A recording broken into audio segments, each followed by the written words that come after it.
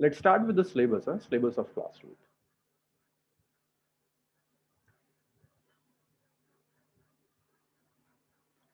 In class 11, the major part of your syllabus was mechanics. Throughout the first book, you studied mechanics. Even in second book, else then thermodynamics, one chapter of thermodynamics, everything was mechanics. But in class 12th, you have four branches. In class 11th, you had just two branches. One was mechanics, another was thermodynamics. But in 12th, you have four branches. One is electromagnetism, one is electromagnetism,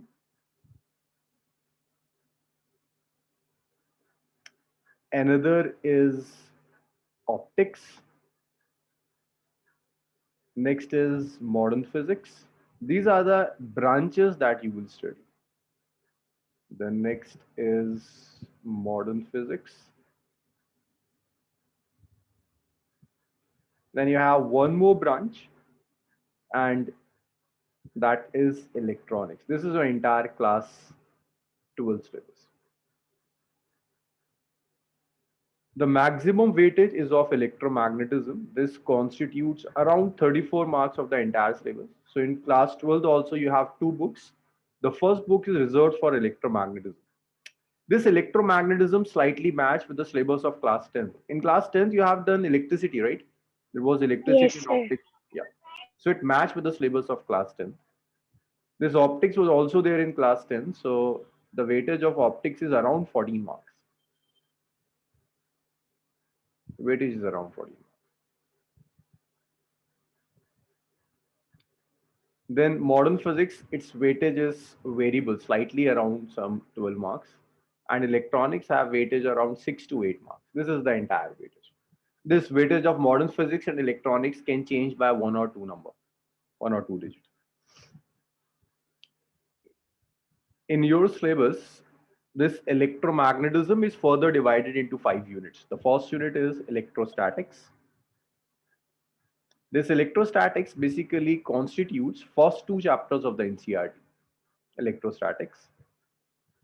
After electrostatics, the next one is current electricity. That's unit number 2. Current electricity. All these chapters are in sequence. I will just discuss the sequence. Electrostatics. In electrostatics, we study about electric charge.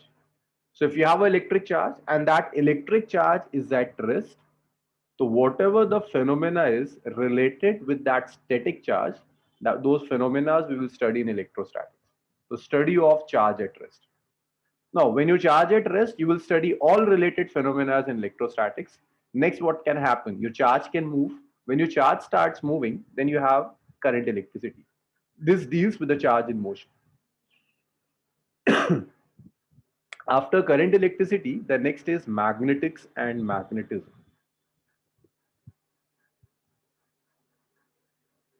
So basically, what happens when a charge moves?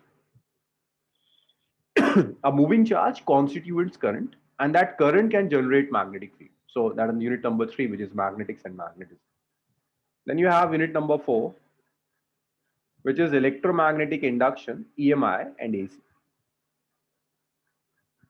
This EMI and AC are also related with the charge in motion. Then you have last unit of electromagnetism, that is electromagnetic waves. In electromagnetic waves, your charge starts accelerating.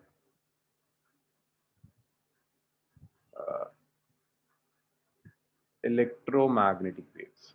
It starts accelerating. So in number 1, your charge is at rest. In 2, 3, and 4, your charge is moving with a uniform velocity. In unit number 5, your charge starts accelerate. So all 5 units are related to charge only. Then you have optics. Optics is unit number 6. Its name is optics only. Although NCERT have divided this unit number 6 into further 2 chapters. Then you have modern physics. In modern physics, we have 2 units. One is dual nature. Another is atom, nuclei, and radioactivity. Atom, nuclei, and radioactivity. Most of the things that we will do in this modern physics, you have already done in chemistry in class 11. In chemistry, you must have done a Bohr's model, you must have done radioactivity. All those things are in modern physics this year. Atom, nuclear, and radioactivity. This is the most scoring part of your syllabus. No integration, no vectors, no long calculation. These are the most scoring part of the syllabus. Then you have last unit, unit number 9, which is semiconductors. Last is semiconductors. So this is your entire syllabus. Okay, just take notes of this thing and just tell me when you have written.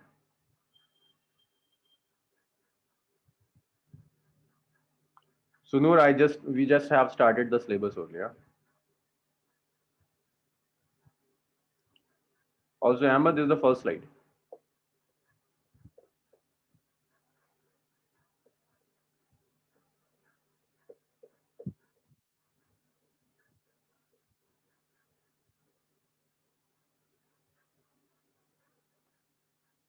Okay, just tell me when you have written. Huh?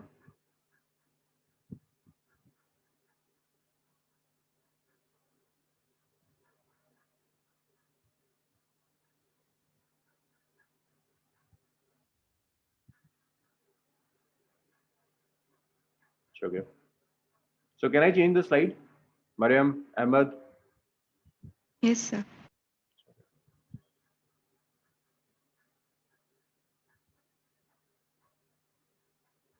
Sania, have you written it? Yes, sir. 1 minute. Okay. Yeah, sir. Done. Sure. So let's start with electrostatics. Unit number 1, electrostatics.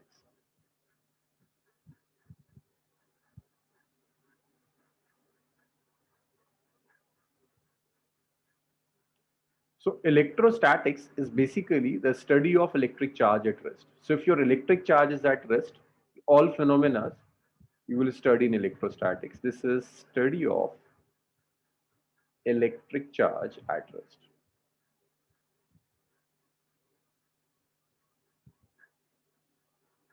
Basically, electro means charge and statics is rest. So this is study of electric charge at rest. If your charge is at rest, all properties, all phenomena associated with the static charge will study in electrostatics.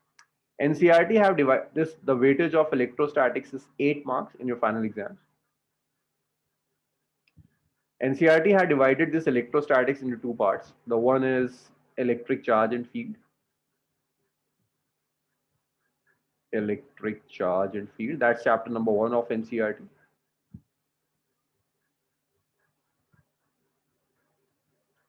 Second is electric potential and capacitance. Electric potential and capacitance. That's chapter number 1 and chapter number 2 of NCRT.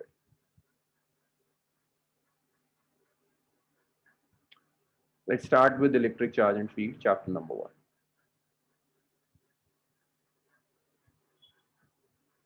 Electric charge and field.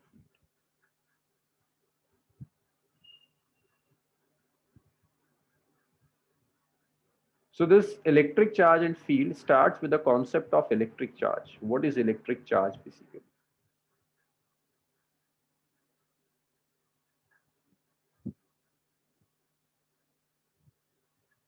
Okay, just write in chat room. What do you think? What is charge? According to you, what is charge? I need answers of each one of you. Don't use mic, just write this answer in chat room. What do you think? What is charge?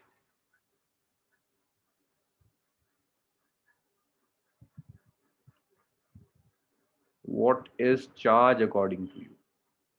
Because the whole of the first book is 50% of your syllabus is about charge only. Okay, Abdullah. So, Abdullah, what do you think? Charge is a particle or a property? Ahmed, Amalia, Mariam, Noor. Okay. Okay. property. Good. Ahmed, your answer. Amalia.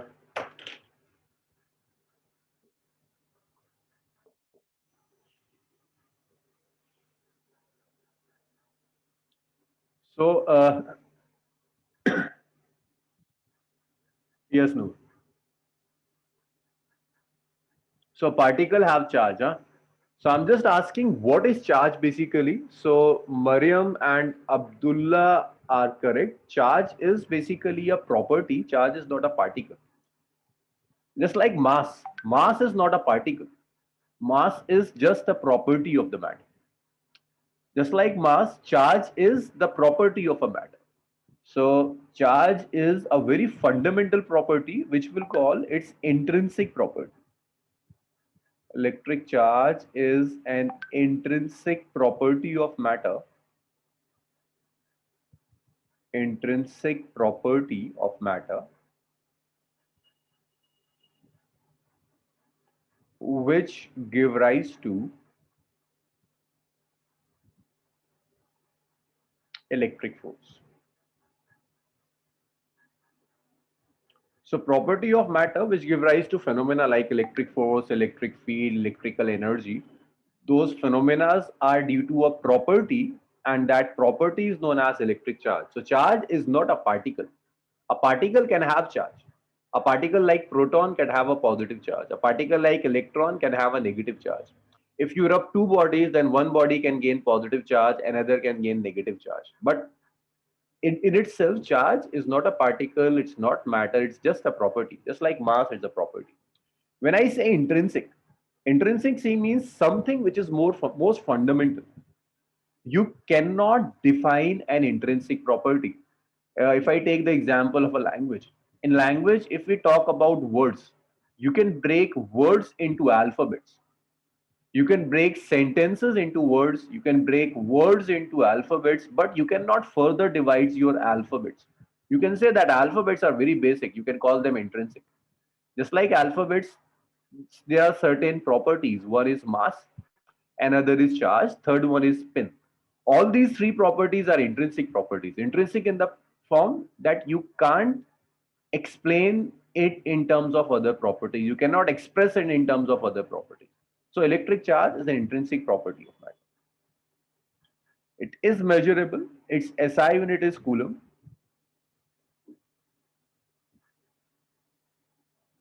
It also has CGS unit. Its CGS unit is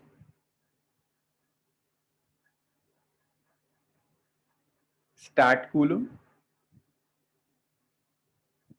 Its CGS unit is stat coulomb, or this is also known as electrostatic unit. It is stat coulomb or electrostatic unit, which is sometimes represented as ESU. This is the CGS unit of charge. But you don't need to worry about the CGS unit. Your entire syllabus is an SI unit only. You will not get a single numerical based on CGS unit. All your syllabus is an SI unit only. So that's charge.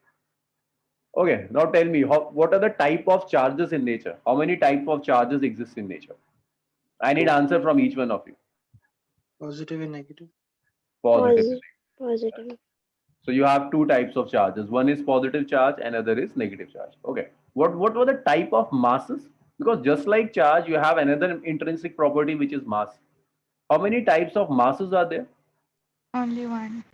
Only one. Is only one type of mass. Huh? So if you have only one type of mass, so what that mass do? Does mass attract and repel both, or they just attract each other? There should be something from which you can derive that masses are of one type or two types. If you take two masses, then what will happen? They will always attract, or they can even repel masses. They can repel They as can well. repel. They can repel. Masses can repel. Yes, sir. Only attract. Masses. I'm asking about masses, not charges. I'm They asking don't about two masses. attract or repel. They attract because of gravity, Yes. gravitational force. Yes. If you take two masses, then those two masses will always attract each other due to gravitational force. Gravity is not repulsive. There is one very long exception that gravity can be repulsive on a very, very large scale, due to which the universe is expanding. But we are not going to that large scale. At small scale, gravity is always attractive. Gravity never repels. Like if you take two masses, then those two masses will never repel each other. They always attract each other. That only one type of force shows that gravity is attractive and mass is of one type. But unlike mass, if you talk about charges, then charges always attract each other or they can even repel. They They can can repel. repel. At time repel. Yes. Now, charges can attract as well as repel. So these two types of forces, that attractive as well as repulsive forces, shows that in nature at least two types of charges exist. So how we infer or how we conclude that we have two types of charges and one type of mass, this is through the type of forces. In masses, there is the force is always attractive. This is only possible if you have only one type of mass. Because if you had two types of masses, then sometimes they will attract and sometimes they can repel. But unlike masses, you have two types of charges. That's why charges can also attract or repel each other. So since they can attract or repel each other, we have two types of charges. Two types of charges exist in nature.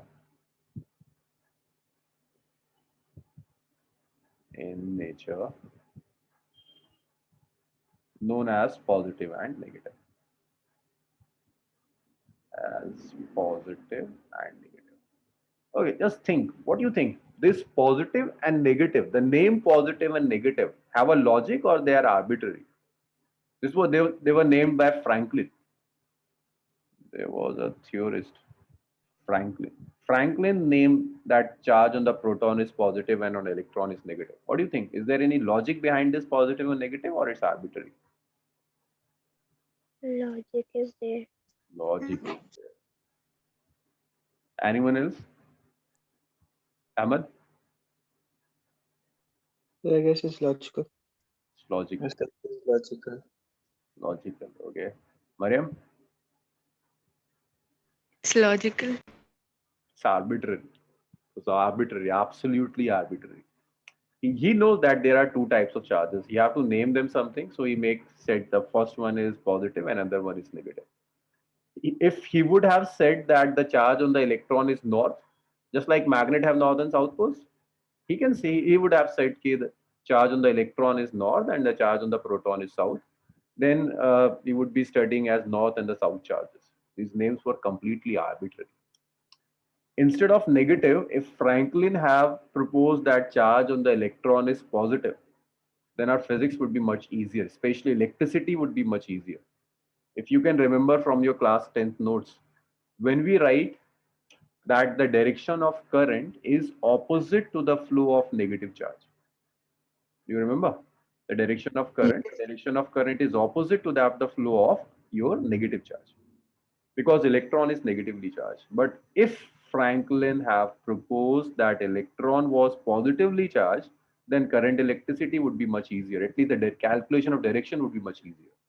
So this positive and negative were completely arbitrary. You have to name them. He says, okay, so one is positive, another is negative. He could have named them as north and south. So there was not any exact logic behind this positive and negative. This was arbitrary. Okay, next property. Okay, just tell me, you have studied mass in very much detail in class 11th in gravitation. Is there any lower limit on the mass? Lower limit means, is there any certain number below which the mass cannot exist? Is there any minimum value of mass in nature? No. No. Okay. No, Abdullah. Zero. No. Zero means there is no mass. Is there any numerical value? Okay, this is the minimum value of mass. Mass of below this value cannot exist. Yes, no. There is no lower limit on mass. But unlike mass, we have some lower limit on charges. Can you tell me what's the minimum value of charge that can exist in nature? Minimum value? No. 1.6. No. Yeah. Ahmed is saying something. Yes, Ahmed. How much? I guess I'm wrong. No. Nothing. Just speak up. 1.6 into 10 raised to minus 19. Yeah, that's correct. That's the minimum value of charge that can exist in nature. Abdullah, that's not -1. Minimum value of charge that can exist in nature is 1.6 into 10 raised to the power minus 19. That's the charge over an electron or a charge over a proton. This is the minimum value of charge. Charge below this value does not exist in nature in free form. So you can write this as minimum positive and negative charge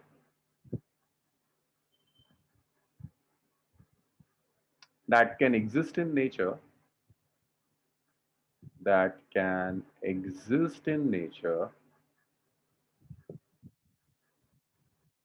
in free form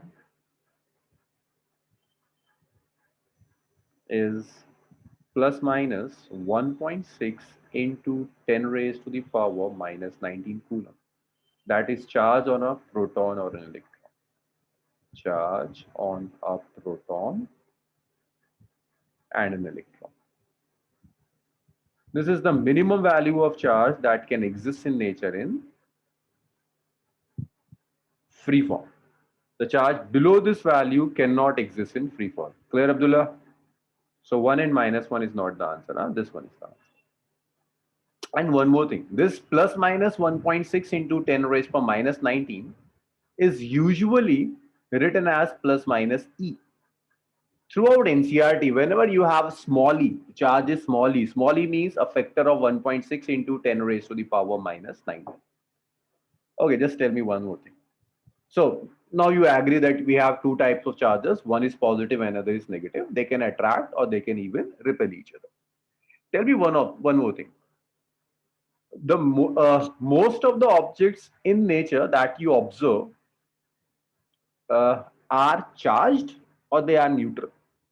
Most of the objects that you observe, if I take this pen, if I take this mobile phone or laptop, that's charged or neutral? Neutral. Neutral. Huh? What do you mean by neutral? If I say one object is neutral, this pen is neutral, what does it mean? It does The not charges have are balanced.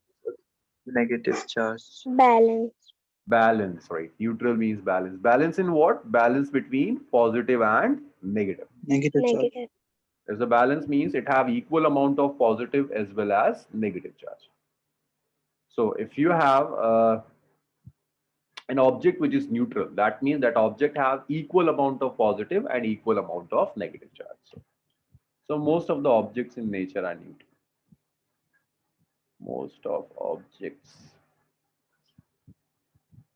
in nature are neutral.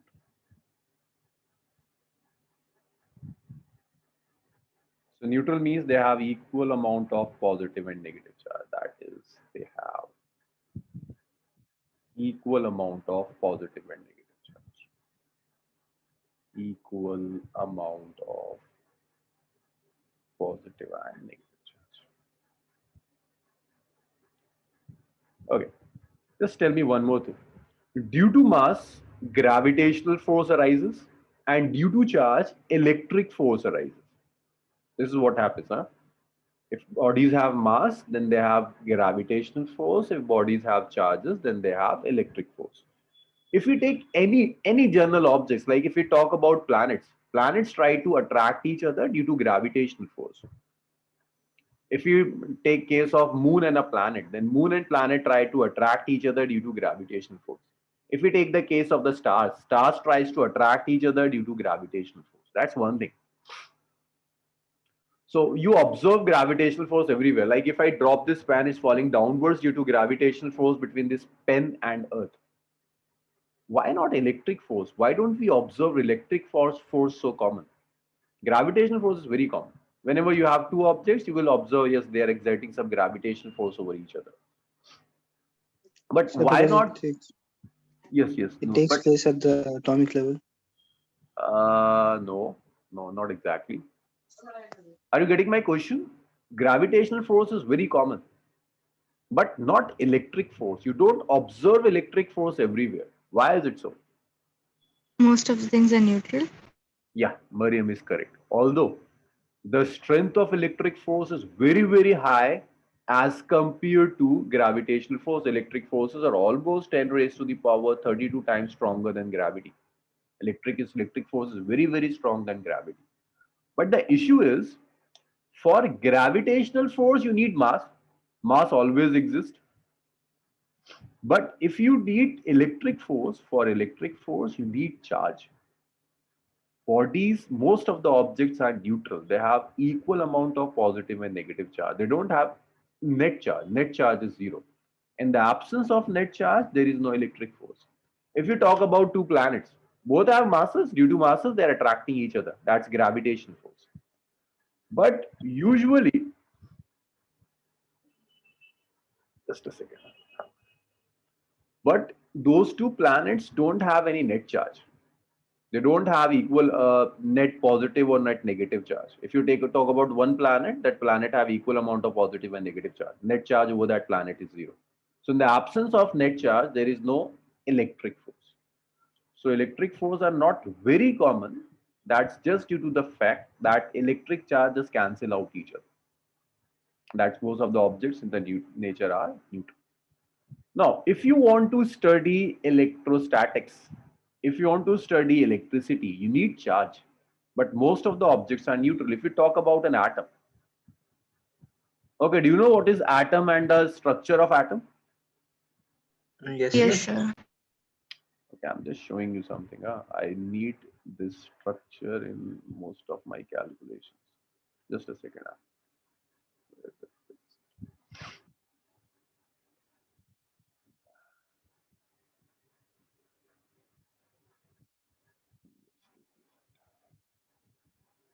See, this is an atom, huh? So just a second. Yeah, that's that. Let's go in some detail inside this atom. So what is this? This is nucleus. Yes, sir. What are the constituents of the nucleus? Positive charge. Protons and neutrons. Protons and neutrons. So let's say these purple spheres are your protons. Purple spheres are protons. They are positively charged. So these are protons. And these are neutrons. Neutrons are neutral. These are neutrons. They don't have any charge. Okay, so these protons and protons are, so they will attract each other, protons and protons, or they will repel each other? Repel. Repel each other. They will repel each other. By which force? Electric force, right? Yes. Take an Yes. atom. Inside that atom, proton and proton should repel each other with an electric force. So if proton and proton repel each other, then what do you think? This nucleus should be a bounded system or it should be an unbounded system? Means all these protons should stay together or they should move apart? They Unbounded should move system. apart. It should be unbounded. Huh? All these protons should move apart. But in reality, when you observe an atom, like this is our simulation of atom, these protons are not falling apart. They are not moving away from each other. Instead, they are making a closed system. They are making a compact system, isn't it? Is a real simulation of an atom. In an atom, the protons and the protons are not falling apart. They're not moving away from each other. They are in equilibrium in itself. Electrons are revolving around it. So why is it so? Why the protons are not repelling each other? Because of the neutral charge. I mean, yeah. No, because proton and proton have charge now. Each individual proton should repel each other. But they are not repelling.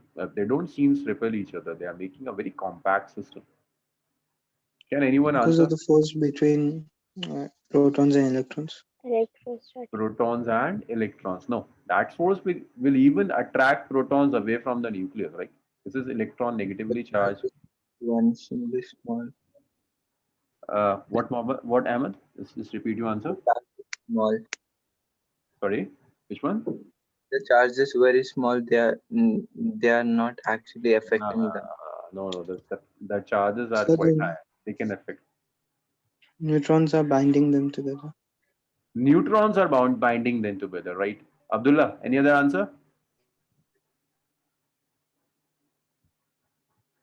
Amalia, if you didn't have answers, make intelligent guesses. Why you think that this system which have only positive charges is not repelling each other? Why they are making a compact system? Don't you think there is some other force which is trying to bind this system? Electrostatic. Nah, electrostatic is this electric force which will repel. Strong nuclear. Yeah, strong nuclear. There is another force which is nuclear force. That nuclear force actually bind these protons and neutrons together. This nuclear force, my voice is lagging. My voice is lagging. No, No. sir. No, sir.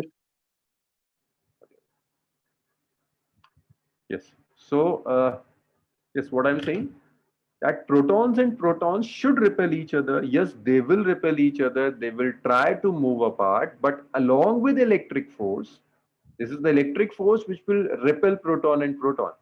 Along with electric force, there is another force which is known as nuclear force. This nuclear force is very, very strong force.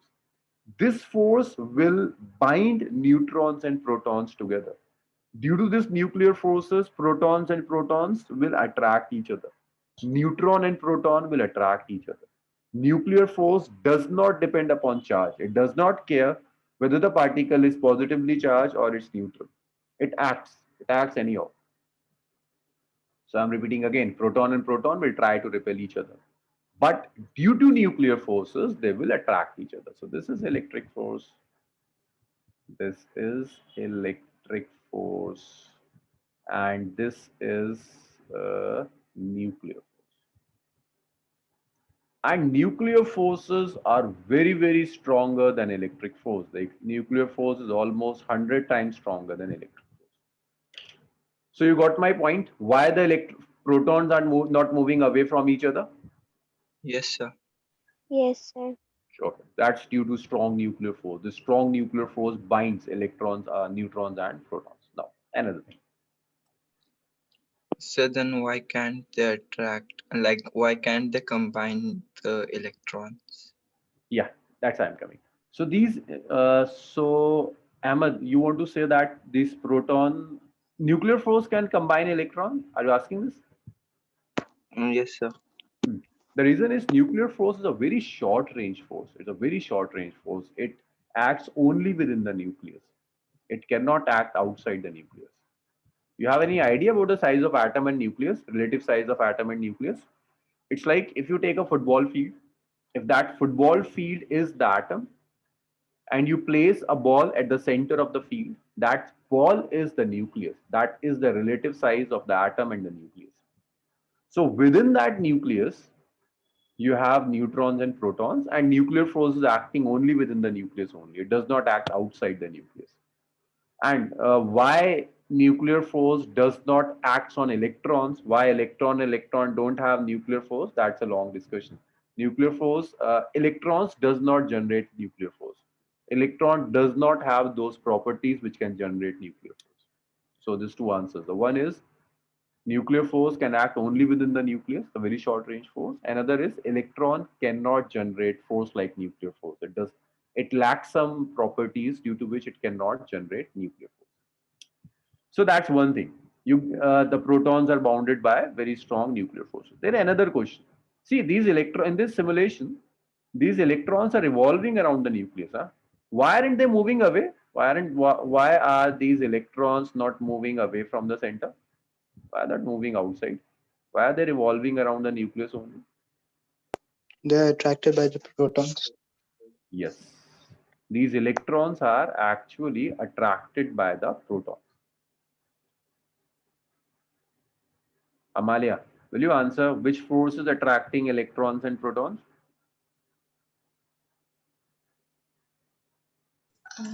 It's due to the electric force. Electric force. This is the electric force which is attracting these electrons with the nucleus. That's the electric force. Fine, very good. Okay, now decide. We will come to charging through this concept. I'm just slowly coming to the concept of charging, which is given in NCERT. But to understand charging, you should understand what is atom basically. Okay, now decide. Out of electric force and nucleus force, which one is stronger? Nuclear force. Nuclear force, Nuclear strongest force. force in nature. No other force is as strong as nuclear force. Okay. Abdullah, which one is strongly bounded? Protons or electrons? Out of protons and electrons, which of the system is strongly bounded?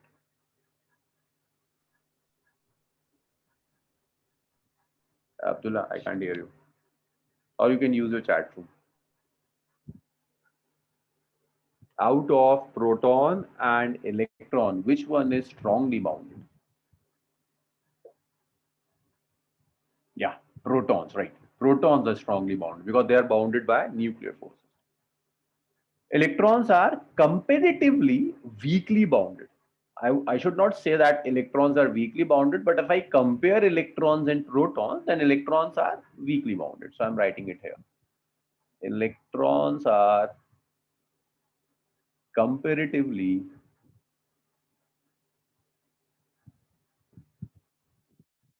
weakly bounded than protons. So as compared to protons, electrons are weakly bound. So if I want to remove a charged particle from an atom, what would be easier? To remove an electron or to remove a proton? Electron. Electron. Electrons, because electrons are weakly bounded. So it's easier to remove an electron as compared to a proton. So now let's come to the point for which I have discussed this atom, this concept of atom. So when you take about any body, if I take this pen is neutral. If I keeps on breaking this pen, I keep on breaking this pen up to the level of an atom. When I reach to the level of an atom will have equal amount of positive and equal amount of negative charge. If this atom have 8 protons, it will have 8 electrons. It have 10 protons, it will have 10 electrons. So if you keep on breaking a body, you will finally reach to the level of an atom. This atom is neutral because it have equal amount of protons and electrons. So there is a balance. When we say that there's a balance between positive and negative charge, when you come to atomic level, that balance is in between the number of protons and number of electrons. Okay, now decide. If I want to charge this body, if I want to charge this atom, what will you do? If I ask you to charge this atom in this simulation, this is an atom, it's a neutral atom, this have equal amount of positive and negative charge. I ask you to charge this atom. How do you charge it? By rubbing. The method we will discuss, but what after rubbing, what would be your major By aim? removing the electrons. Okay, that's right. If you want to charge this atom, then you will disturb the balance between electrons and protons. Right now, you have equal number of electrons and protons. If you want to charge this body, if you want to charge this atom, then you will have to disturb this balance. How would you disturb this balance? You can add electrons or you can remove electrons. This is how we disturb the balance between it. So to why we are just adding or removing electrons, why not protons? Because protons are bounded by very, very strong nuclear forces. It's not economical in terms of energy to remove or add a proton. It's easier to remove or add an electron. So this is how we charge a body. If you want to charge a body, you will either add electrons to the body or you will remove electrons to the body. I'm repeating it again. Why not protons? We cannot add or remove a proton because protons are bounded by very, very strong nuclear forces. Is it clear, everyone? Yes, sir. Yes, sir. So, Any Yes, sir. issue? Any issue? Any doubt in it? No, sir. No, sir. So if you want to charge a body, then what you will do, you will just transfer electron. To charge body, transfer electron. So I think in the first lecture, we will just study the methods through which you can transfer electrons. Because transferring electron is not straightforward. You cannot take your hand, move into the atom and remove an electron. To remove an electron, you need certain methods. And those methods are basically known as methods of charging that you must have heard in your class: friction, conduction, induction. But in all those methods, you are doing nothing but removing your electrons or adding electrons. Okay, just note it down. Then we'll move on to the methods of charging and charging.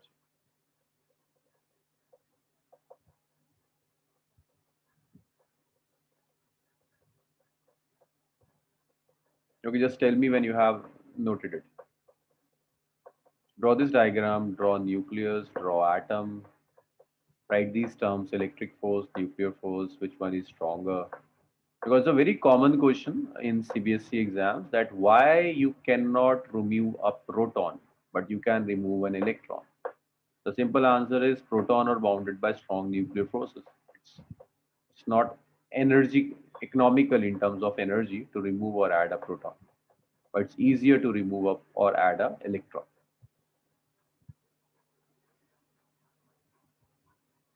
And tell me when you have written.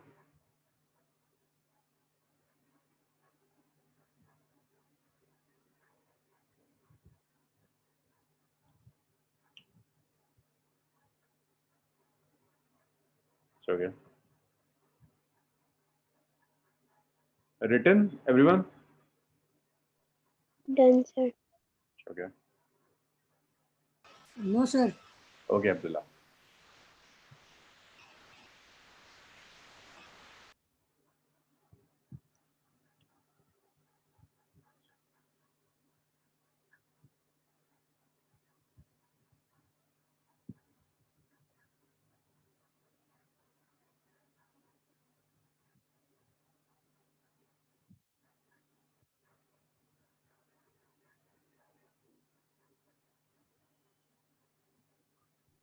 Sapnesh.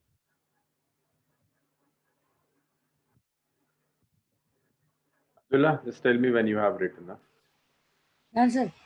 Okay. Done.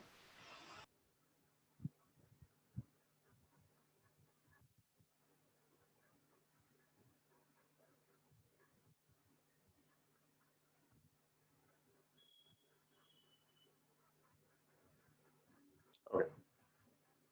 So, we have discussed what is atom. Huh? The next topic is charging. Before charging, you can just note these terms. Just note it down.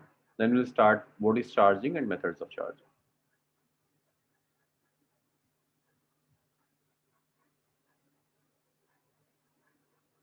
Just note it down and tell me when you have noted.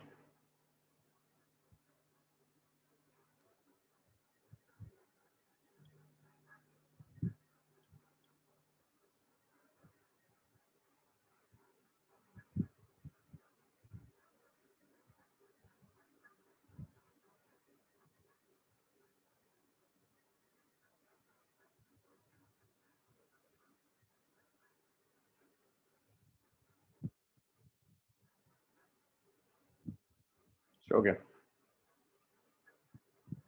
Yes, Abdullah, I will come to them. Huh? We will do properties of charge after charging. Huh?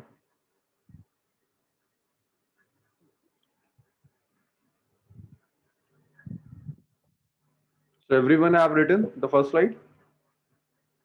The previous one? Yes. Okay.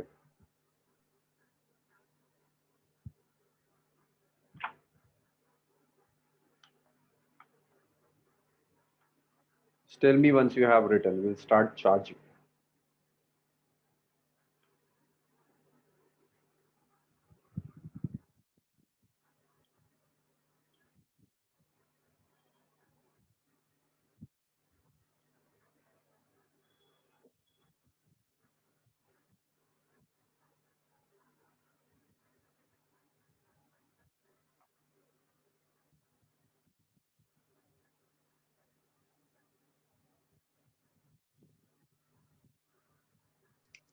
Done, sir.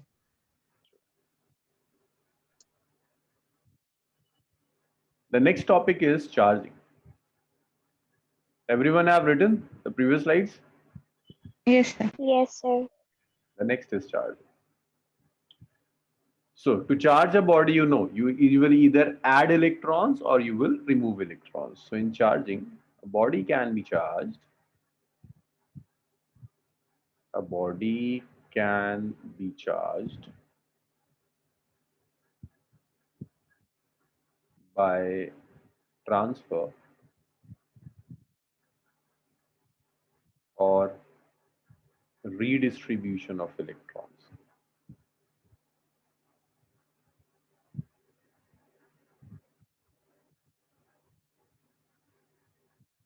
So to charge a body, you will either transfer or you will redistribute the electrons. This is how we charge a body. Can be charged by transfer or redistribution of electrons.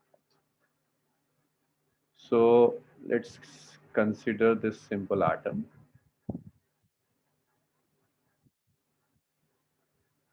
This is atom and this is nucleus. This atom have 4 protons and it have 4 electrons around it. Let's name this as atom A. So if I calculate charge over this atom A, this have 4 unit of positive charge, 4e, 4 unit of negative charge, minus 4e. Net charge over the atom is 0. The atom is neutral. Now, if you wish to charge this atom,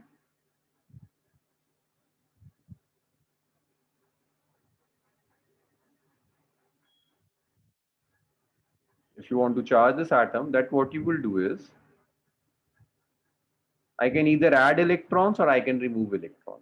So I add some electrons into it. I add 1 electron into it. So when I add this electron, this have 5 electrons and 4 protons. Can you tell me this atom is now positively charged or it's negatively charged? Negatively. Negatively. This have more electrons and a more negative charge. It's negatively charged. So this have 4 protons, it's plus 4e. It have 5 electrons, it's minus f5e. So the net charge on the atom is minus e. This atom A is negatively charged. The charge is minus e now. So if you want to negatively charge the body, then you will add electrons into it. Tell me one more thing. If this was neutral, its mass is Ma. Now it is charged. Its mass is Ma prime.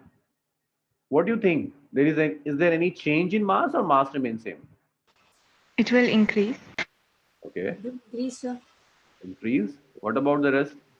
Mass will remain same or it will change? It will change. It will increase. It will increase, because the mass of this atom is mass of 4 protons and 4 electrons only. But for this atom, you have 4 protons and 5 electrons. There is one additional electron. Due to this additional electron, mass increases. So when you negatively charge the body, you just add electrons into it. Due to addition of electrons, its mass increases. So you can say that negatively charged body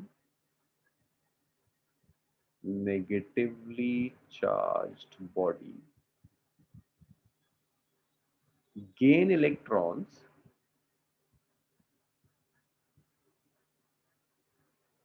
and its mass increases.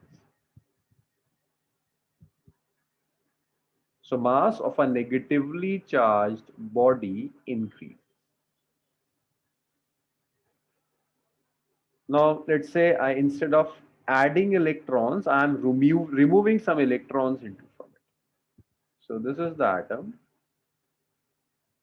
This is the nucleus. This nucleus have 4 protons.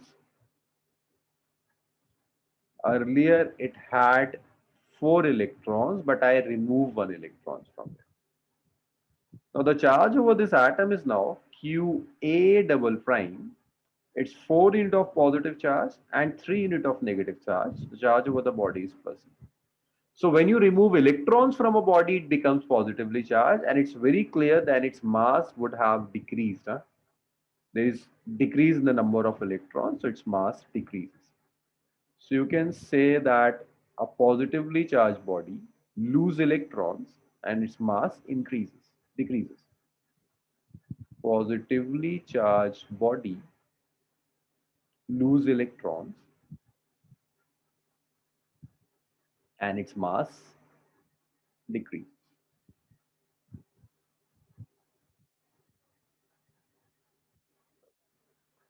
So there is one question: why can't we transfer protons? Sir, because they're binded by the strong nuclear forces. Yes, it's due to nuclear force, because they are bounded by strong nuclear forces. You need a lot of amount of energy to remove a proton. So it's not economical to remove a proton or add a proton. It's economical to add or remove a electron. Okay, just note it down. Then we will start methods of charge. Just note it down. Then we will start methods of charging.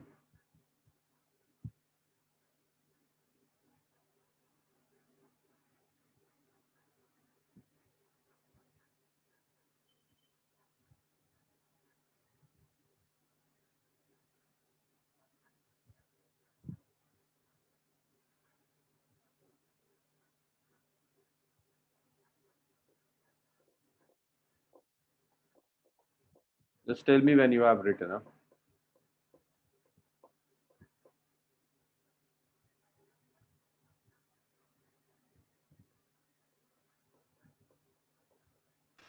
Done, sir. Okay. Everyone? Yes, sir, done.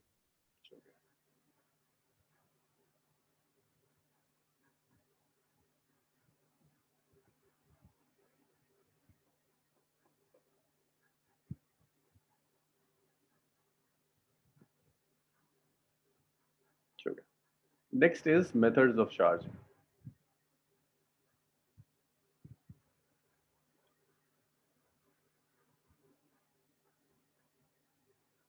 Next is the methods of charge. So you can transfer or redistribute electrons from any of the three methods. The first one is charging by friction. Charging by friction. Or it's charging by conduction. Or this is charging by induction. So basically, when you are charging a body, you are not totally changing the number of electrons. You are just transferring electrons from one body to another. The total number of electrons remains conserved. Electrons, you're not neither creating nor destroying electrons. You are just transferring electrons from one body to another. That can be done by either by friction. Friction means when you rub two bodies together. So when you are rubbing two bodies, both the bodies are rough. They have some sort of friction. So to move bodies, you are working against the friction. When you work against the friction, heat energy is produced. That heat energy is responsible for transferring the electrons. So in charging by friction, charging, okay, Noor, charging by friction.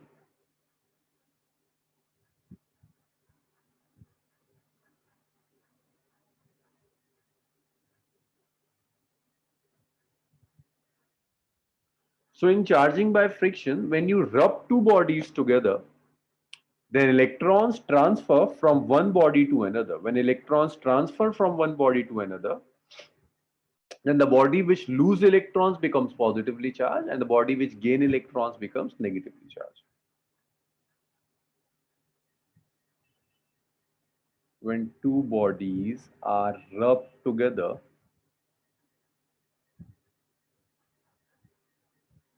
electrons transfer. This is charging by friction. So body which lose electrons becomes negatively charged and body which gain electrons becomes negatively charged and which lose becomes positively charged. So friction means, what do you mean by friction? Friction means you will do work done against friction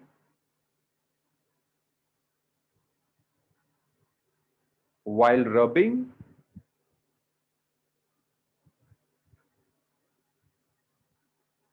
this work done will convert into heat energy. This is the sequence. When you rub two bodies together, if they are rough, then they have friction.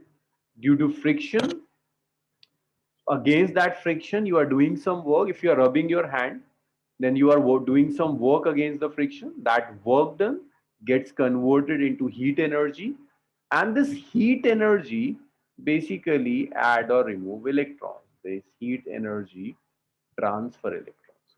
This is what we call charging by friction. This is how we can charge a body by friction, just by rubbing it. Okay, just tell me one thing. If I'm rubbing both my hand together, then let's say they are getting charged. But if I take some oil and then I rub them up, is there any transfer of charge? No. Why not? No. Why not? Friction can't be produced. Yes. Because if you have oil, then you have reduced friction. Once your friction is reduced, your work done will reduce. There is not sufficient energy to transfer the electron. To transfer electron, you need sufficient energy, and that is available when you have rough surfaces, slightly rough surfaces. Charging by friction only. Okay, now you have to decide which body will gain electron and which will lose electrons. Let's say we have two bodies, a body A and a body B. You have a body A and you have body B. Let's say body A have 4 protons and this have 4 electrons. Net charge on body A is 0. Then you have body B. This body B have, let's say, 5 protons and it have 5 electrons. The net charge on body B is also 0. But if I tell you that in body B, electrons are strongly bounded as compared to A. In B, electrons are strongly bounded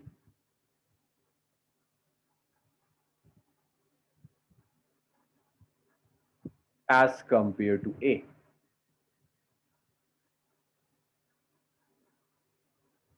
So this is before rubbing up. This one is before rubbing. Now I rub them up. I take A and B, I just rub them up.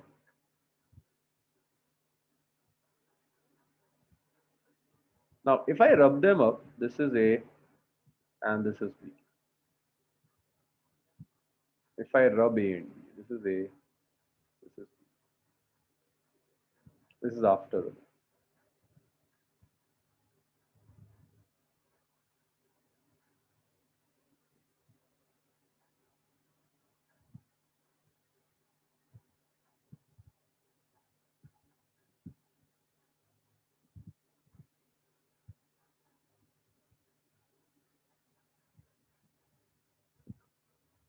Now, due to rubbing, electrons can transfer from A to B. Now, can you decide which will gain electron and which will lose electrons?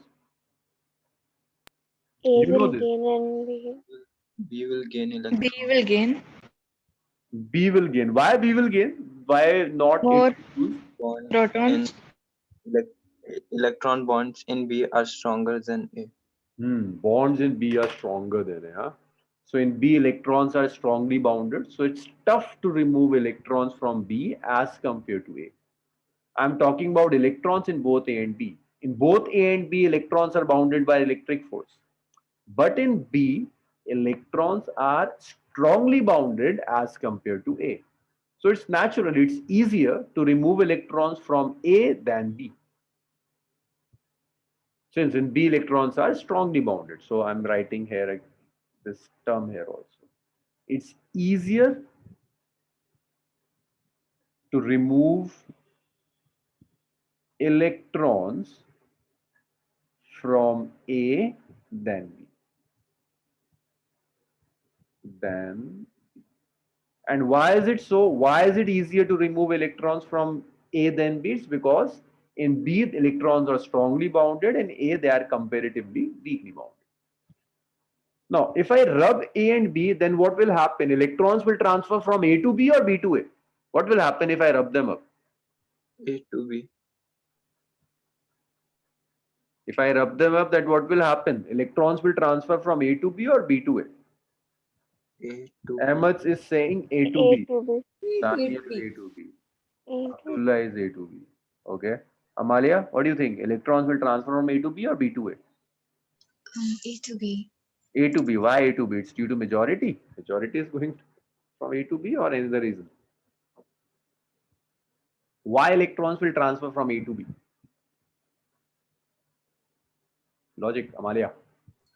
Because B is strongly bonded, Hmm. and So, so A is so transferred to B. what is strongly bounded? B is strongly bounded or electrons in B are strongly bounded? The protons are strongly bonded in B. No. Amalia, see. We are not talking about protons now. We cannot change the number of protons. Huh? So protons is not the topic of discussion. There's only electrons which can transfer. So in which atom electrons are strongly bounded? B. B. So in it's see just apply your logic. Huh? Say in a system electrons are strongly bounded and in a system electrons are weakly bounded. So for which system will gain electrons? Or think in this way, which system will lose electrons easily? A or B? A. A will lose electrons easily. Huh? So when you rub them up, so what will happen? An electron will transfer from A to B. So when you rub them up, electrons will transfer from A to B. So B gain one extra electron and A lose one electron. So what is the charge over A? How much is the charge over object A? one plus. proton, one electron. 2. Plus 2. No. On A Plus loses 1. one electron. It's plus E, right? yes. Yes. Plus E. See, if you want to know how this plus E came, this is plus 4E, positive charge, minus 3, negative charge is plus E. And what about B? Negative. Plus. Minus Negative. E. It gained one electron, it's minus E now. So A becomes positively charged, B becomes negatively charged. So this is how we charge a body by friction. We just rub them up, then electrons transfer from the body in which electrons are weakly bounded to a body in which electrons are strongly bounded. So it's like few examples. If I rub glass rod and silk, if I rub a glass rod and a silk, in glass rod, electrons are weakly bounded. In silk, electrons are strongly bounded. So can you tell me out of glass rod and silk? And just one more thing, don't use your mic, huh? Just use chat room. So I'm rubbing a glass rod and with a silk cloth. Rubbing glass rod and silk. Can you tell me which one will become positively charged and which one negatively charged? Don't use mic, use chat room. I need answer of each one of you. Yes, tell me which one will become positively charged and which will become negatively charged. Sania is correct. You can write G for glass and S for silk. Ahmed is correct.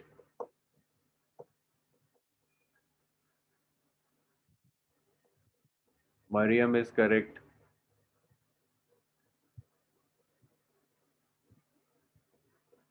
Amalia is correct. Mariam, yes, Mariam, you're correct.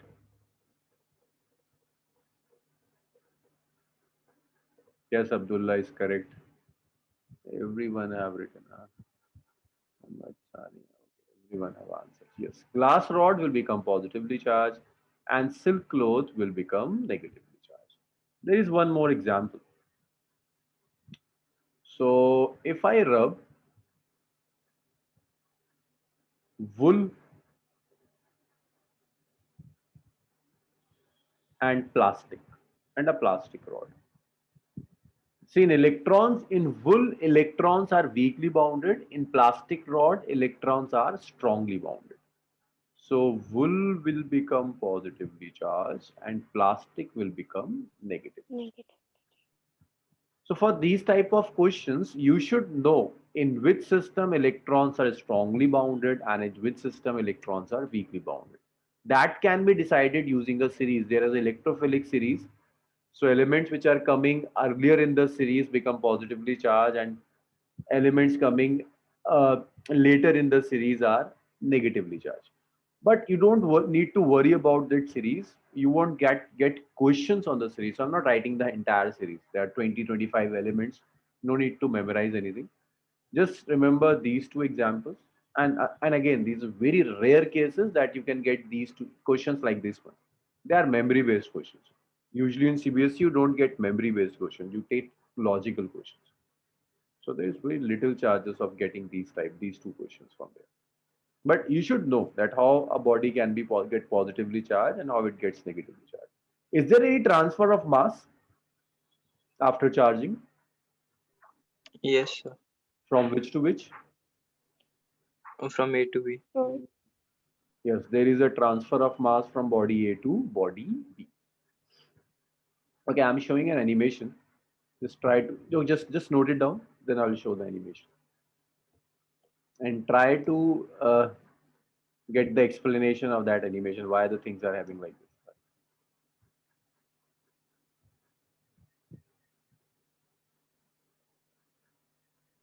Just tell me when you have written.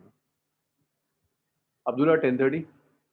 Sorry, yours is 8:30. Not 8, 8, 6 to 8.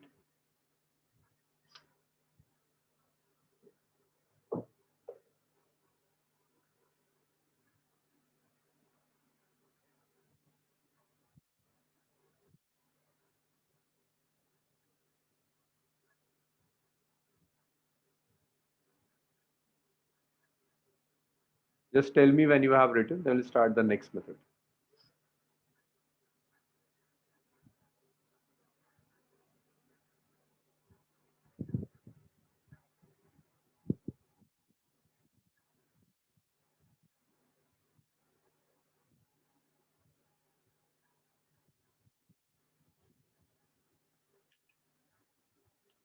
Okay, I'm giving you a question based on this charging by friction.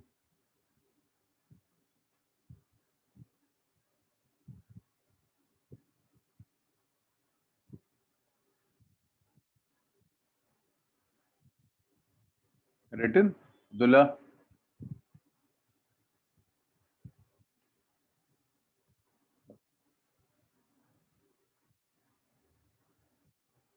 So everyone have written? Yes, sir. yes, Yes. sir. So just a second.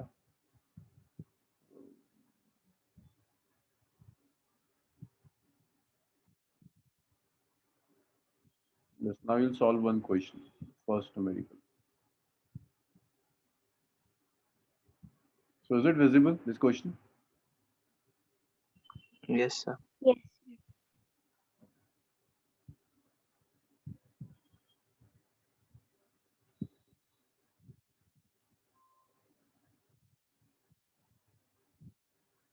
Okay, solve it. This is simply based on charging by friction. In this, just decide out of A, B, and C in which object electrons are strongly bounded and where electrons are weakly bounded.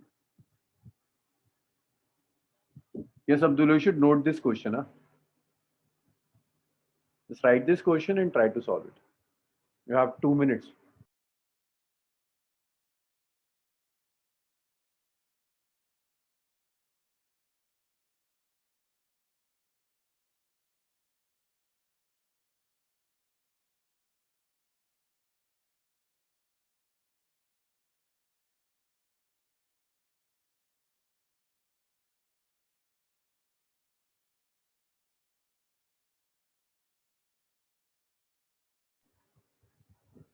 So to solve this question, just have to decide that out of A, B, and C,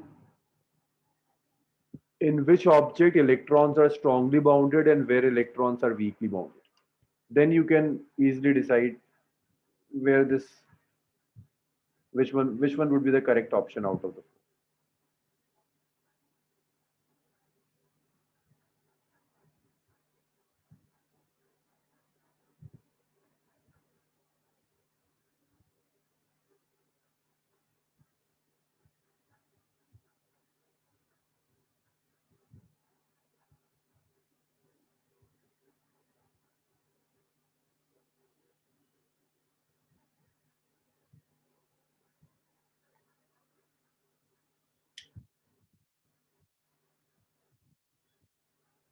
Okay, Ahmed. So which option is correct?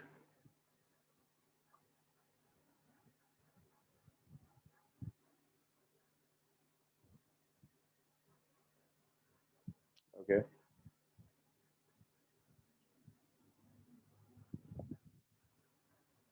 Yes, Ahmed, you are correct. Sania, just check your calculation once more.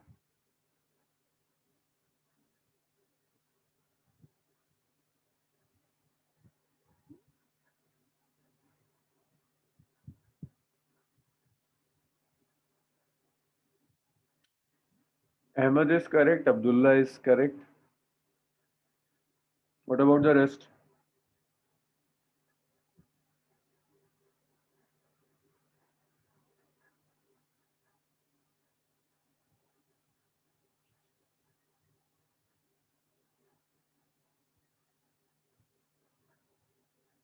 Mariam is correct. Amalia, just check your calculations once more.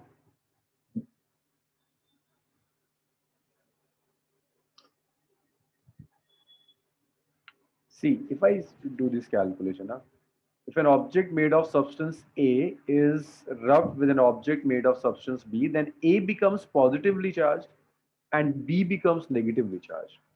So A becomes positively charged and B becomes negatively charged. This means in A, electrons are weakly bounded as compared to B. So in A, electrons are weakly bounded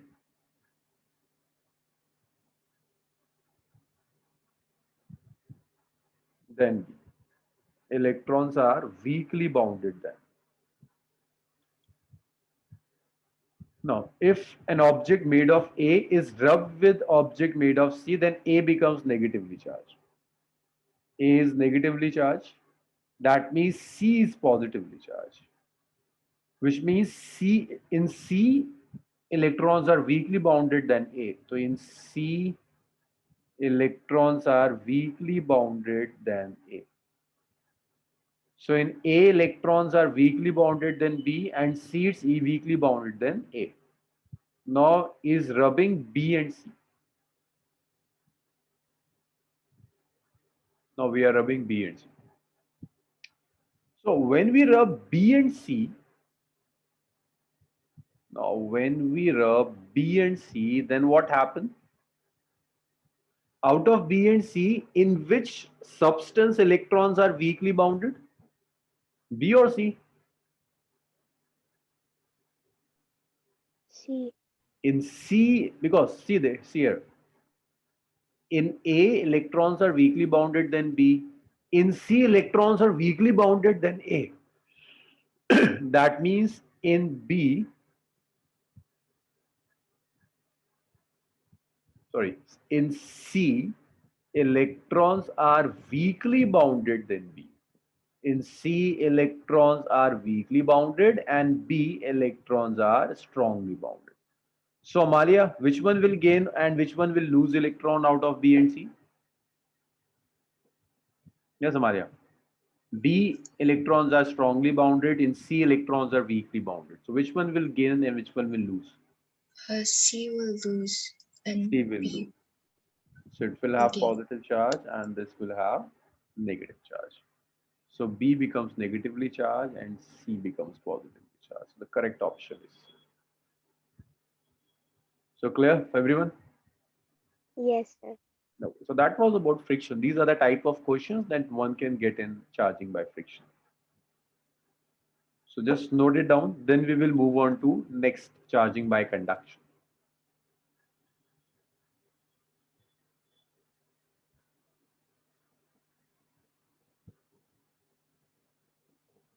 We will try to finish properties of charge today, so that in the next class we can start with Abdullah. It's not an exact numerical of NCERT. This is based on some previous year's questions, CBSE foreign questions basically.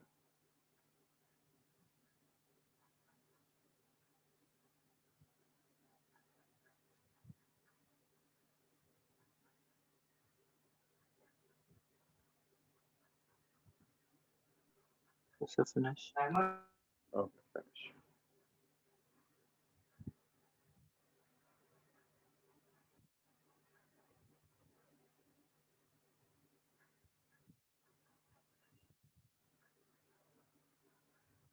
So that was about charging by friction. After charging by friction, the next is charging by conduction.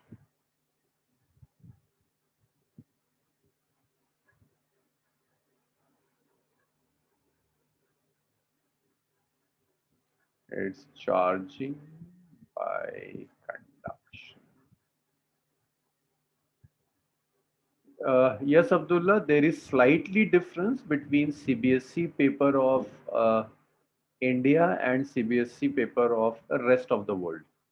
Basically, in India, we have CBSE board, and for rest of the world, it's CBSE foreign board. So there's just slight difference between the standard of questions. In fact, questions keeps on repeating. Like you will have questions in CBSE foreign from CBSE India. So the questions are keeps on rotating. There's no much difference in the standard of question, a slight difference. And by the way, yours is tougher. CBSE foreign is tough as compared to CBSE India in terms of standard of questions. But the best things both are based on NCRT. If you know NCRT, you know 100% of CBSE parent or CBSE foreign questions. The next is charging by conduction. So to charge a body by conduction, we place them in contact. So in charging by conduction, when a charged body is, or when an uncharged body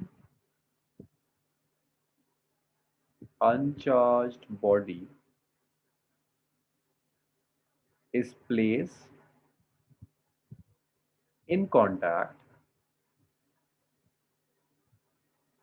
with a charged body,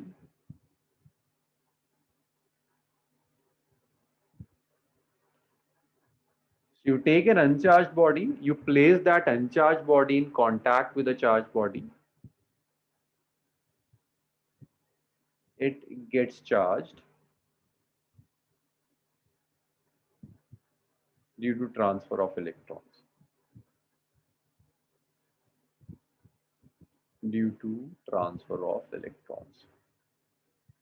Always remember that there is always transfer of electrons. There is never transfer of protons. When you charge two bodies, there is always transfer of electrons from one body to another, not the transfer of proton from one body to another. So in charging by conduction, if you connect an uncharged body and a charged body, then electrons transfer from a charged body to an uncharged body and both become charged. That's charging by conduction. In charging by induction, if you have identical bodies, if you have two bodies which are identical and you place them in contact, then charge flows from a body to another body until they have equal charge. So if both bodies are identical, if you have both the bodies which are identical, then charge gets equally divided.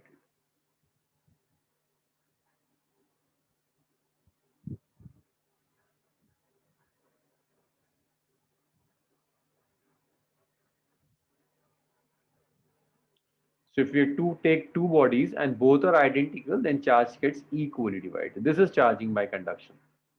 See an example.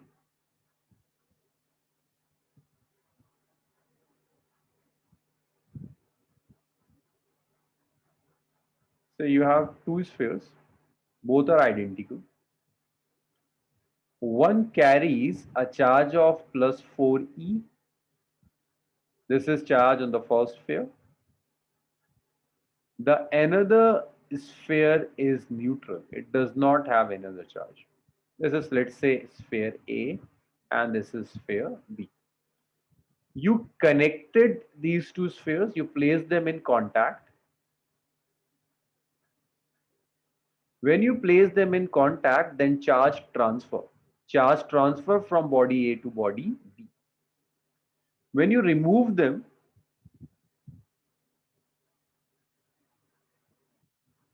then charge is equally divided. Equally divided means body 1 have 4e plus 0 divided by 2, that's plus 2e. And the second one also, this have 4e plus 0 divided by 2, this is 2. This is charging by conduction. You take two bodies, one is charged, another is uncharged. You place them in contact.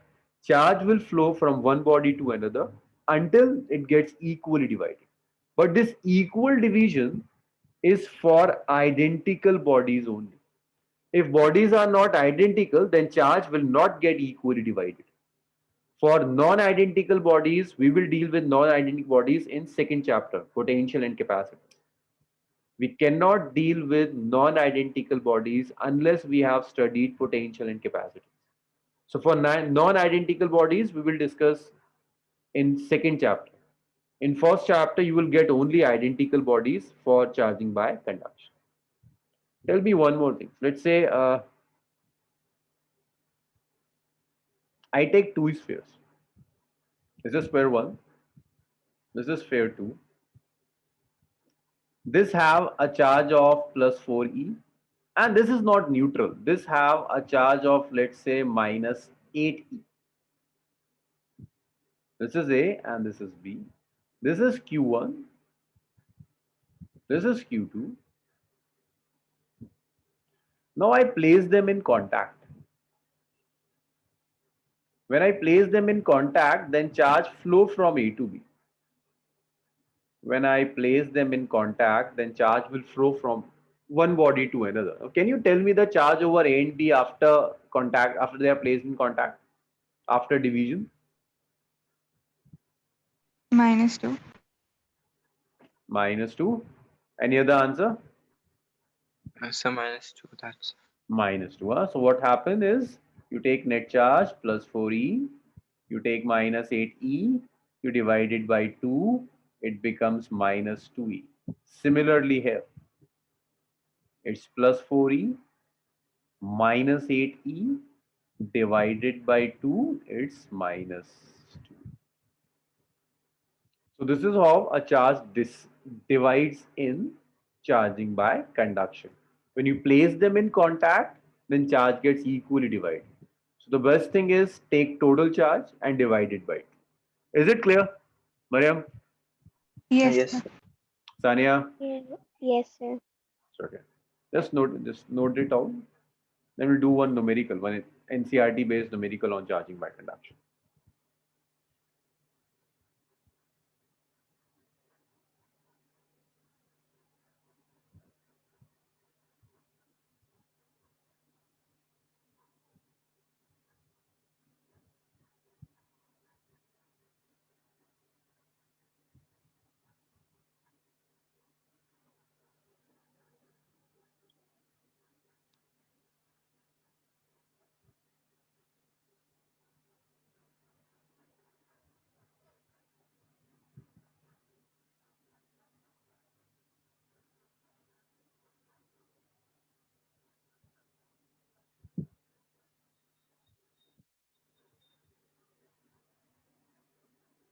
Just tell me when you have written up.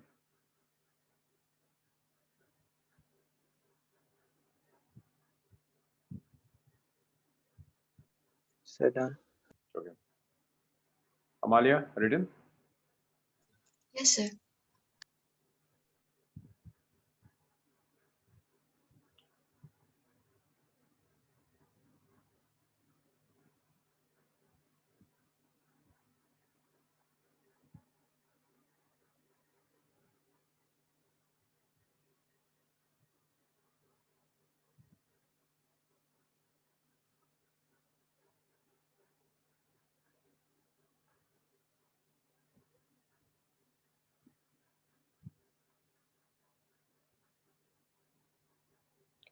Okay, solve this question. This is based on NCRT. Two identical bodies or two identical spheres,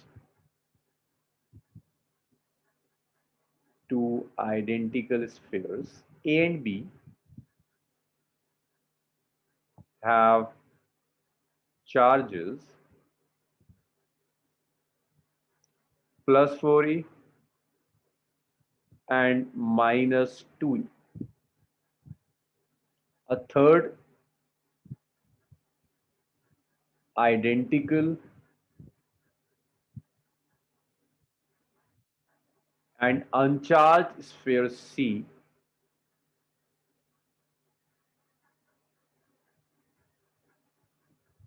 is first placed in contact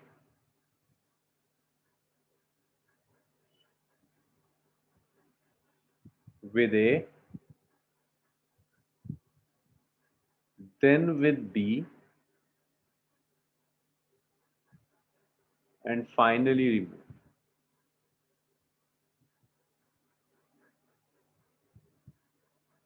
Calculate charges on A, B, and C. Solve it.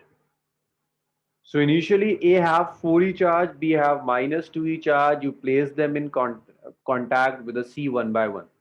I need final charge on A, B, and C. Solve and report your answer in chat room.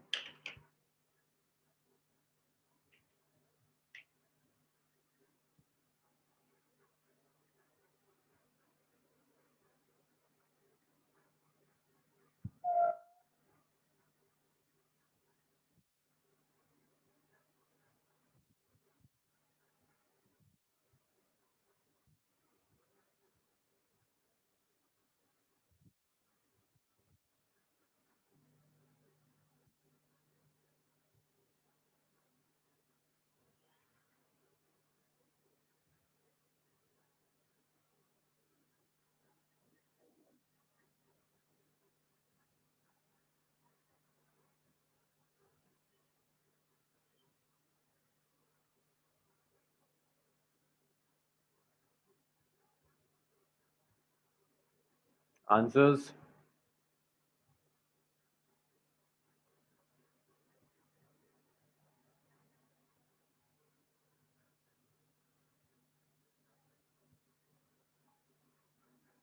Ahmed is correct.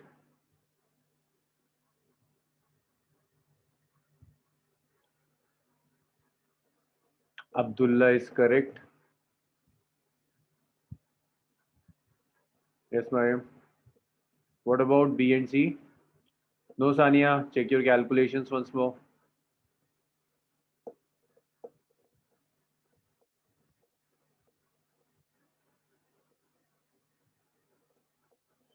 Mariam, just check your calculations once more. You're making some mistakes.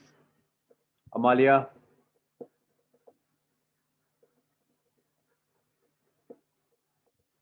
Yes, Sania. Now you are correct. What about the rest two spheres? This is for the sphere A only. Yeah. What about B and C?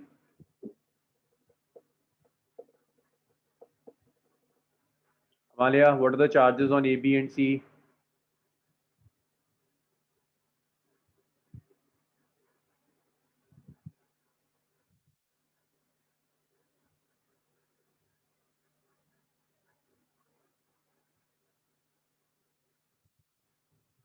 Amalia, first is correct. You're making some mistake in second one.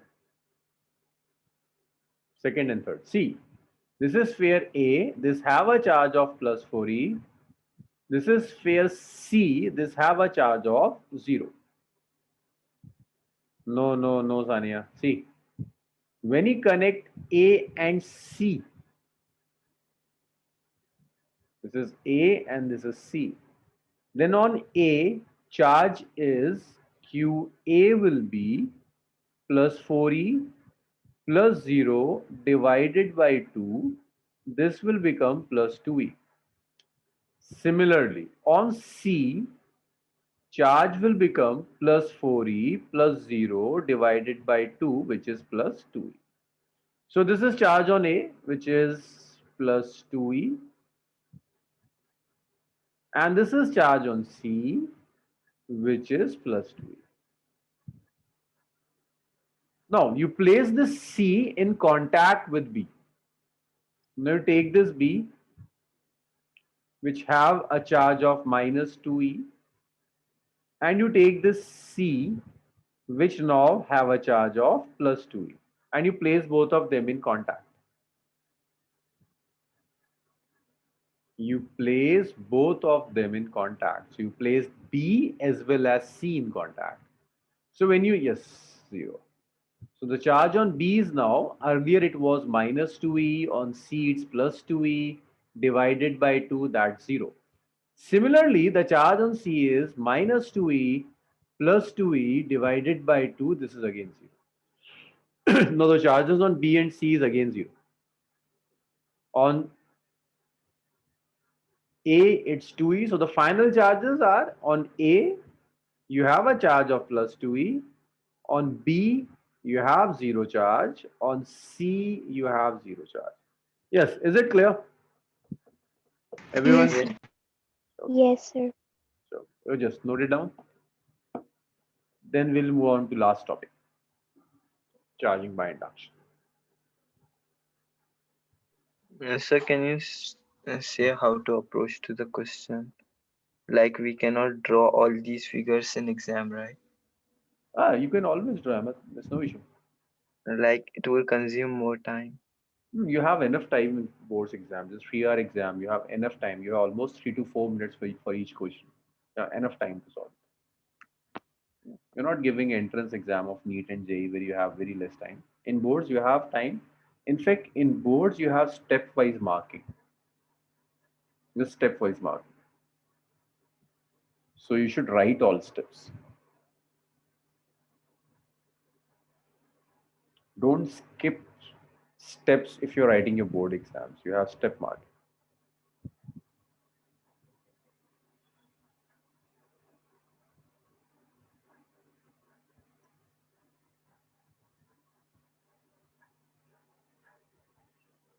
So, okay. So that was about charging by conduction. After charging by conduction, the next is charging by induction. Is charging by induction.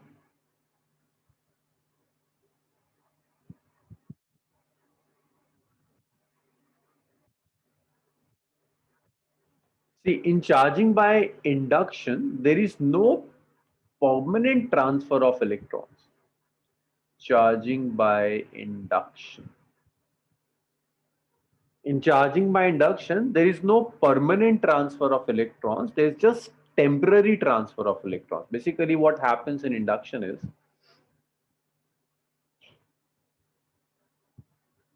in charging by induction, when a charged body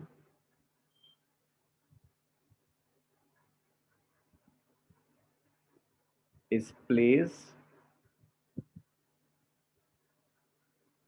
near a neutral conductor,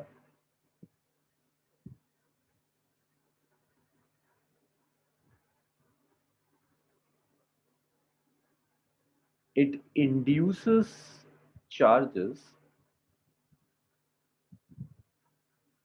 due to redistribution of electrons. Due to redistribution of electrons.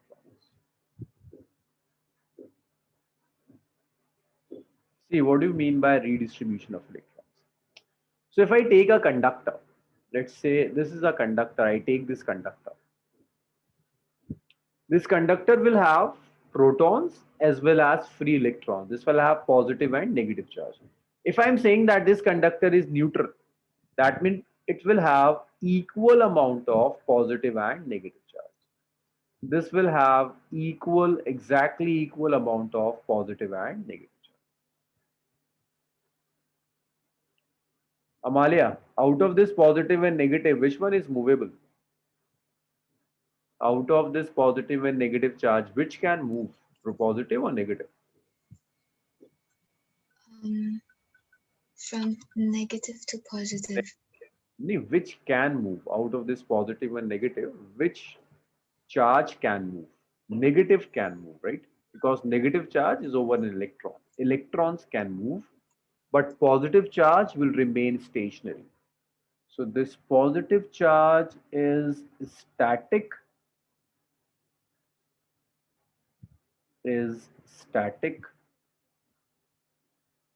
This negative charge is mobile. It can move. Electrons can move from one point of conductor to the another. So what do you think? Is it charged or it's neutral? It's neutral. Neutral. Neutral. It's neutral. This is neutral. This have equal amount of positive and negative charge. Now what I did is I take this object which is neutral.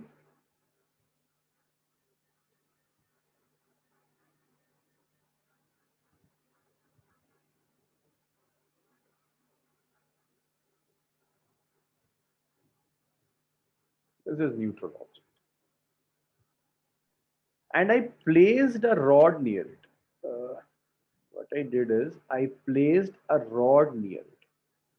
A rod which is, let's say, positively charged rod. I don't put this rod in contact with this rod, but I place near it, just a rod. And I call this rod or this charge as inducing charge. So what happened is when I place this inducing charge near this rod, this positive charge will attract the negative charge. It will attract electrons. It will basically, let's say it have 2 units of positive charge. So what will happen is it will attract 2 electrons.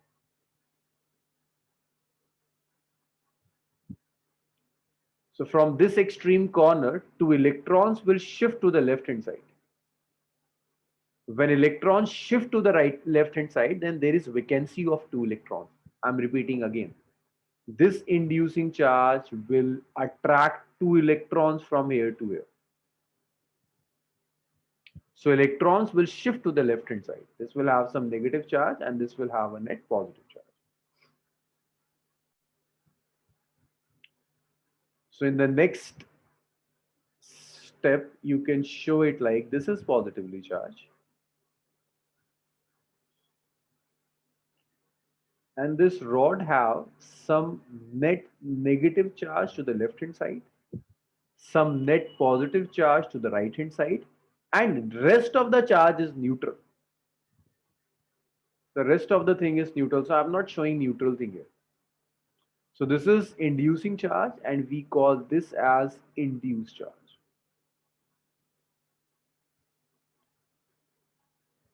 So in this rod, you have negative and positive charges on the two sides. Means you have separated negative and positive charges.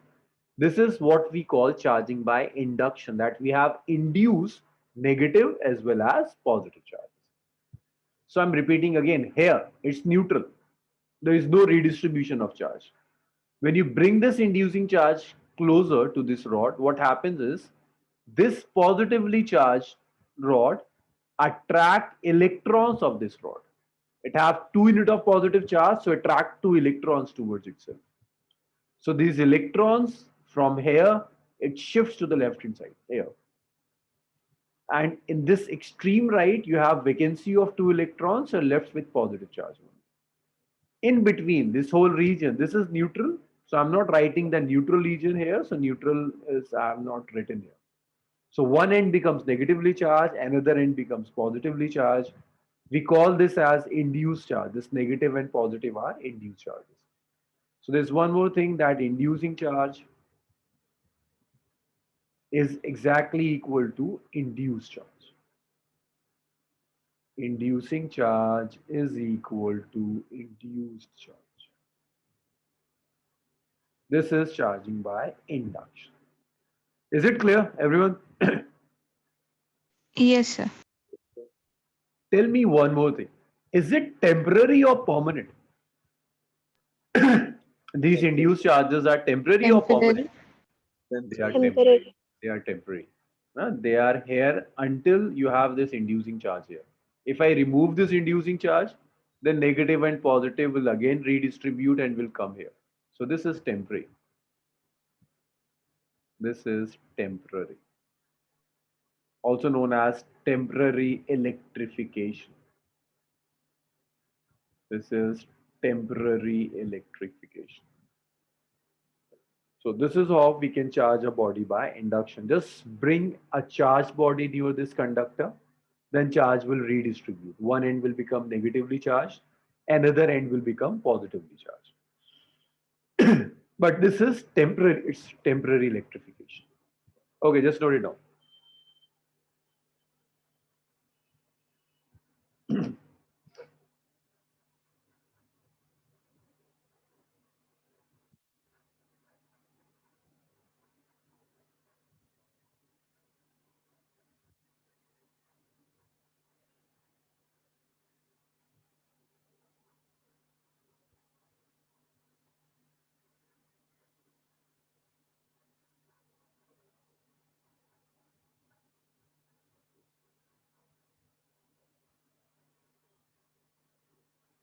No, Abdullah, 10 more minutes.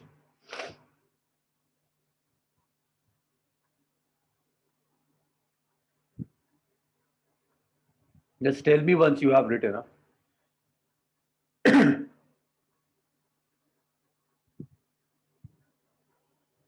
Sir, done. Done, sir.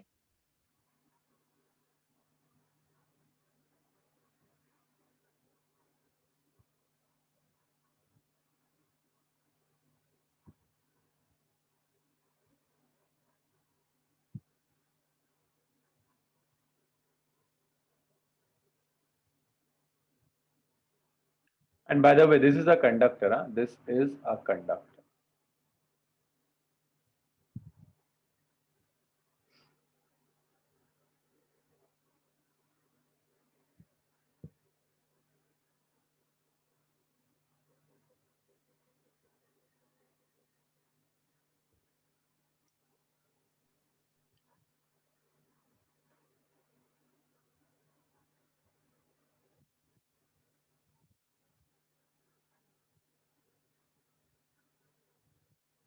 Written? Yes, sir. Yes, sir.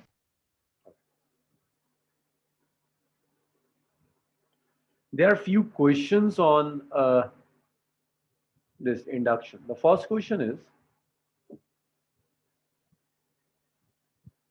is induction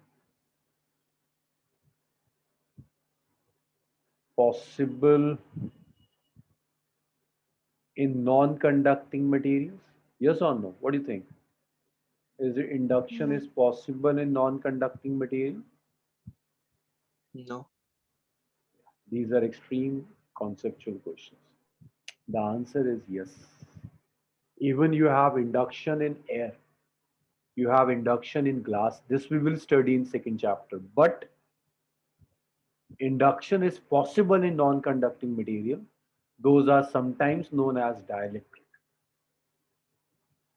But when induction happens in non-conducting material, inducing charge and induced charge are not equal.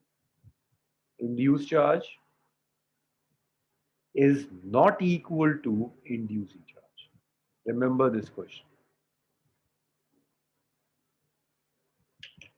In chapter number 2, we will see that induction is also possible in non-conducting medium. Induction also happens in dielectric medium. But when induction happens in dielectric medium, then inducing charges and induced charges are never equal. There one more concept, then we will move on to questions on induction. Earthing. Why they are not equal? This we will study in polarization, which is chapter number part of chapter number 2. So currently I cannot explain how induction is possible in dielectric materials and why these two charges are not equal. This we will do when we have finished potential and capacitance. The next is earthing. So earthing means whenever you connect a body to earth, the extra charge on of the body flows to earth and the body becomes neutral. So when a body is connected to earth,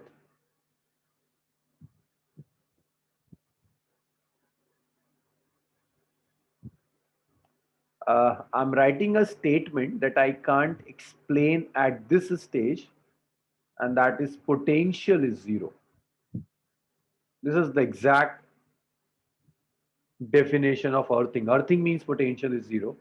But what is potential? This I can explain only in chapter number 2, not now.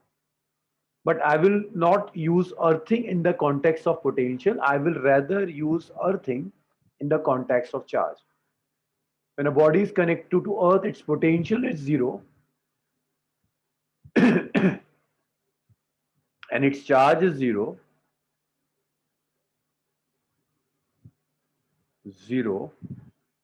if it is free. See, earthing means potential is zero always, but charge may or may not be zero. Charge on the body will become zero only if that charge is free. I'm showing an animation for this earthing. Just note it down because we'll use earthing in next two questions. The next two examples of NCRT are based on earthing basically. You should know what is earthing.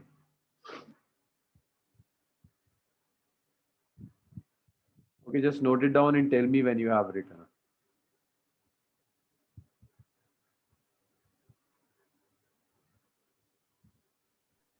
So done. Okay.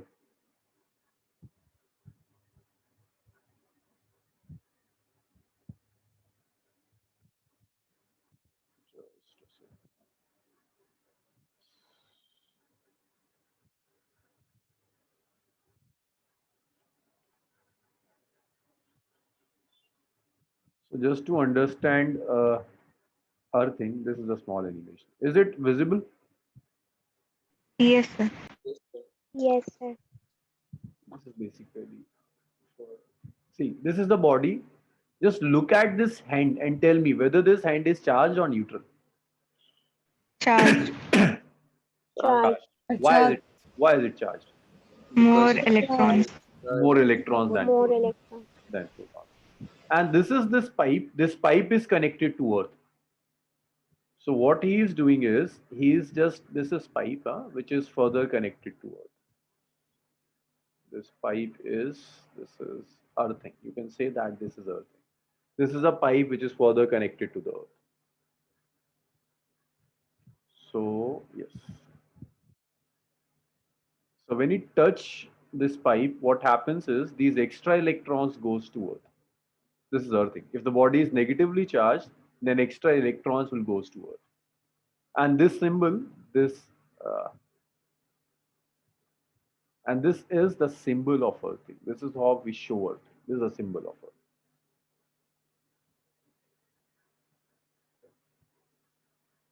So when you touch this thing, the extra electrons will move on to Earth. It's only the extra electrons. Now electrons, now see, is it charged now or it's neutral at this stage? Neutral. Neutral. Yes, now electrons will not move. Now electrons will not. So this is what happens in earthing. The extra charge, the extra negative charge on the body will move on to Earth. Okay, just what if the body is positively charged? it gains electron from the Then earth. it gains electrons. Because positive charge cannot move. It's always the negative charge that will move. So what happens is, when you touch the earth, then electrons from earth will come to its end. So that it becomes neutral. Once it becomes neutral, there is no net flow of electrons. So that's it.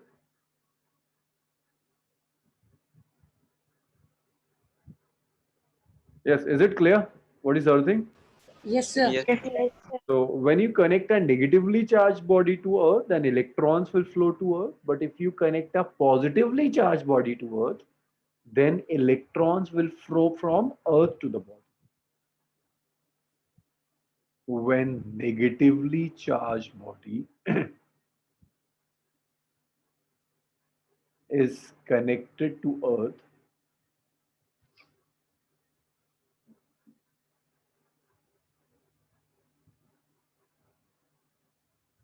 then electrons will flow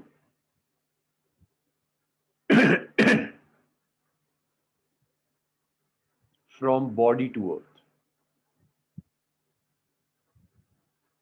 But if you connect a positively charged body, for positively charged body, electrons will move from Earth to body. This is Earth. The end result is body will become neutral. It won't be charged. It will become neutral. Just note it down.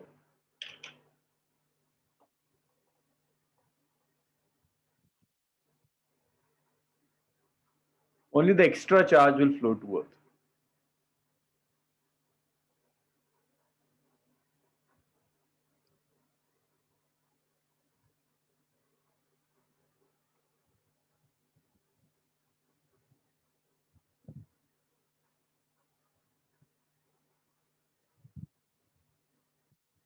Yes, yes, Abdullah, yes.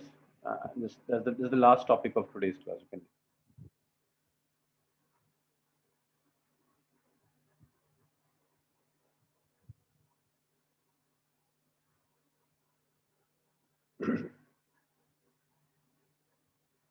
No, no, Abdullah, I'm not starting anything now. That's the last topic. Oh, so let's stop here. This was about charging by induction. The next class, we will start with some questions on charging by induction, and then we'll do properties of charge. And one more thing. From second lecture onwards, I need some topics of class 11. I will need vectors. I will need your calculus. I will need differentiation and integration. Now, if these two topics are weak or you have forgot calculus or vectors, in your student account, I'm adding some lectures, a very small lecture of vectors and a small lecture of calculus. Please, before the next lecture, try to revise your vectors and calculus. If you know vector and calculus, it's very good. But if you think that you have forgot some part of these things, just revise it. For revision, you can use your notes, or if you want my lectures, by tomorrow, that will get added in your student account. Okay, so let's stop here. We'll continue the next week. Thank you, sir. Okay.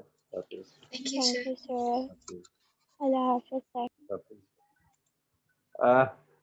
If you don't know both of them, then I will teach you Ahmed, because without vectors and calculus, now I can teach physics. Because from second lecture onwards, not exactly second lecture, from third lecture onwards, I will need these two topics.